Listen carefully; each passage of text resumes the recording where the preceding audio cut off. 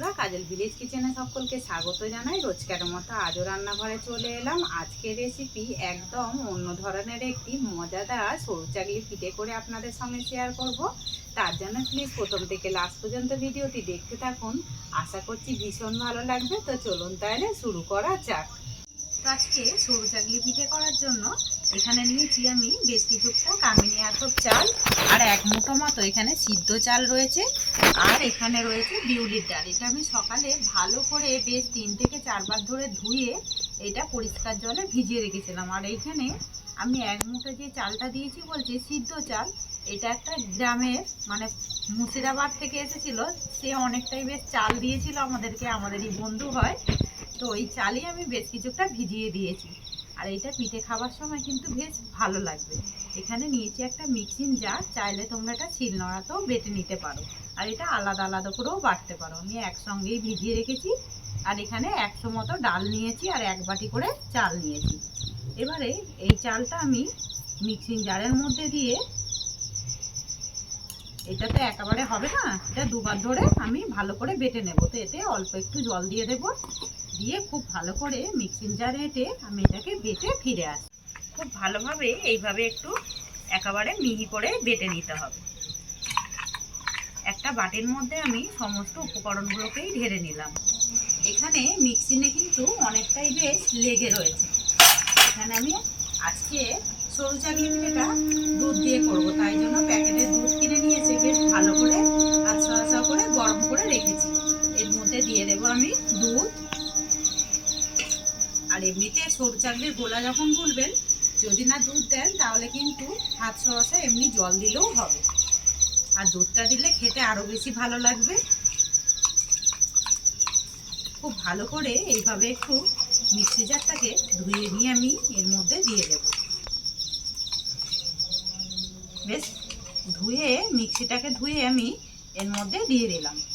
এবারে এর মধ্যে কিছু উপকরণ দেব স্বাদ মতো লবণ বা মাপ মতো লবণ। লবণটা আপনারা বুঝে সুঝেই ব্যবহার করবেন। আর এখানে পিঠের মধ্যে আজকে আমি বেশ কিছুটা নারকোল কুড়িয়ে রেখেছি, বলতে পারো আধমালা মতো নারকোল আমি কুড়িয়ে রেখেছি। এখানে আমি দিয়ে দেব, খেতে আরো বেশি ভালো লাগবে। এখানে কিন্তু আরো দুধ দিতে হবে। তো গোলাটা ঠিক কিরকম হবে সেটা আমি দেখিয়ে দেব। আগে খুব ভালো করে উপকরণগুলোকে এইভাবে মিশিয়ে নেব। খুব ভালো করে আমি গোলাটাকে আগে গুলে নিলাম। এবারে আমি ঘনত্বটা ঠিক দেখাবো। এখানে কিন্তু আরো একটু পাতলা করতে হবে, হাতার গায়ে অনেক বড়ই মোটা লেয়ার পড়ছে, এরকম কিন্তু গোলা গুললে হবে না। আমি এখানে 250 দুধ নিয়েছিলাম, এখনো অবধি 1 কাপের মতো রয়েছে, চা খাবার কাপের মতো। আমি এই দুধটা সবটাই দিয়ে দেব। মানে এখানে আমি 1 বাটি চাল নিয়েছি, আর এই 1 বাটি চালের মধ্যে 250 দুধ একেবারে লেগে গেছে।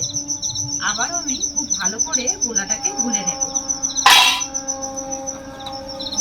গোলাটাকে খুব ভালো করে আমি গুলিয়ে নিয়েছি। এবারে কিন্তু একেবারে পারফেক্ট গোলা হয়েছে।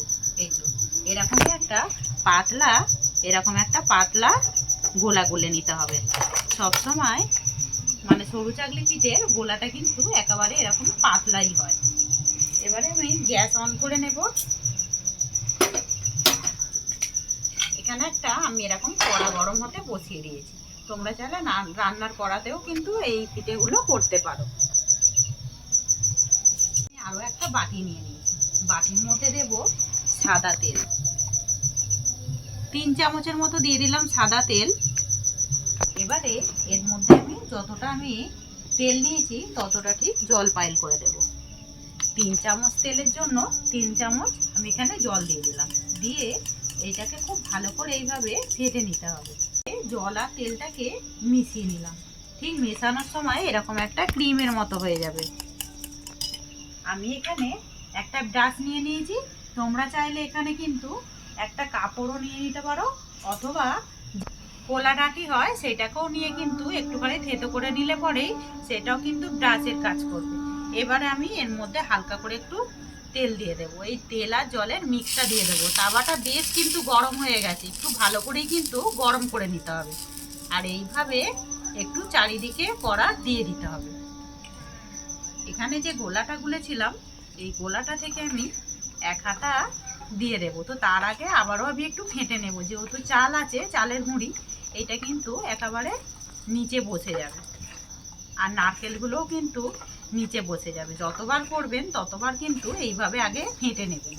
ফেটে নেবার পরে এখান থেকে 1 হাতা নিয়ে নেব, ঠিক মাঝ বরাবর দিয়ে দেব, দিয়ে এইভাবে হাতার একটু চারিদিকে এইভাবে ছিটিয়ে দেব। আর কত সহজেই একেবারে হয়ে যাচ্ছে দেখুন। আর এর মধ্যে যেহেতু নারকেল দিয়েছি, খেতে কিন্তু ভীষণই ভালো লাগবে। একবার এইভাবে গোলা রুটি করে দেখবেন, খেতে দারুণ লাগে। এবারে আমি খুন্তি দিয়ে চারিদিকে এইভাবে একটু আলগা করে দেব, আর এটা কিন্তু আপনি আপ উঠে যাবে, আপনি আপ কিন্তু সুন্দরভাবে উঠে যায়। কত সুন্দর হয়েছে দেখুন। একটা পিঠটা আমি উল্টে দেব। এর মধ্যে আর বেশি তেল দেওয়ার দরকার নেই, এইভাবে হালকা একটু এবারে হয়ে গেলেই কিন্তু একেবারে সরু চাকলি পিঠা রেডি। কত সুন্দরভাবে হয়ে গেল দেখুন। আর খেতে ভীষণই ভালো লাগবে, যেহেতু এর মধ্যে নারকেল রয়েছে আরও বেশি খেতে ভালো লাগবে।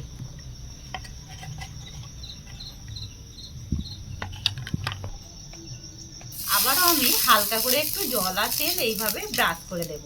খুব বেশি দেবার দরকার নেই, হালকা একটু দিলেই হবে। আমি যেইভাবে বলেছিলাম আবার একটু এইভাবে একটু গুলে নেব, যেহেতু চাল আছে। ঠিক মাঝ বরাবর দিয়ে দেব, দিয়ে আবার একটু ঘুরিয়ে দেবো। আর সমস্ত পিঠেগুলো আমি যেইভাবে করলাম একইভাবে করে ফিরে আসছি। সমস্ত সরু চাকলি পিঠেগুলোই ভেজে নিয়ে ফিরে এলাম। আর কতটা সুন্দর আর কতটা নরম তুলতুলে হয়েছে সেটা কিন্তু দেখতেই পাচ্ছেন। সঙ্গে যদি থাকে এরকম খেজুর গুড়, তাহলে একটার জায়গায় কিন্তু দুটোই খাওয়া হয়ে যাবে। আর রাতের বেলা কোনো কিছুই প্রয়োজন পড়বে না। সকালে কার কার বাসি খেতেও ভালো লাগে সেটাও কিন্তু কমেন্ট করে জানাবেন। এগুলো কিন্তু সকালেও খেতে ভীষণই ভালো লাগে। আজকের রেসিপি আপনাদের কিরকম লাগলো অতি অবশ্যই কমেন্ট করে জানাবেন। যদি ভালো লেগে থাকে একটা লাইক করে দিয়ে এইভাবেই আমার পাশে থাকবেন, আমাকে সাপোর্ট করবেন। আমার এরকম নিত্য নতুন রান্নার জন্য পাশে থাকা বেল আইকনটি প্রেস করবেন। সবাই ভালো থাকবেন, সুস্থ থাকবেন। ধন্যবাদ। আবারও কোনো নতুন রেসিপি নিয়ে ফিরে আসবো। আজকের মতো এই পর্যন্ত।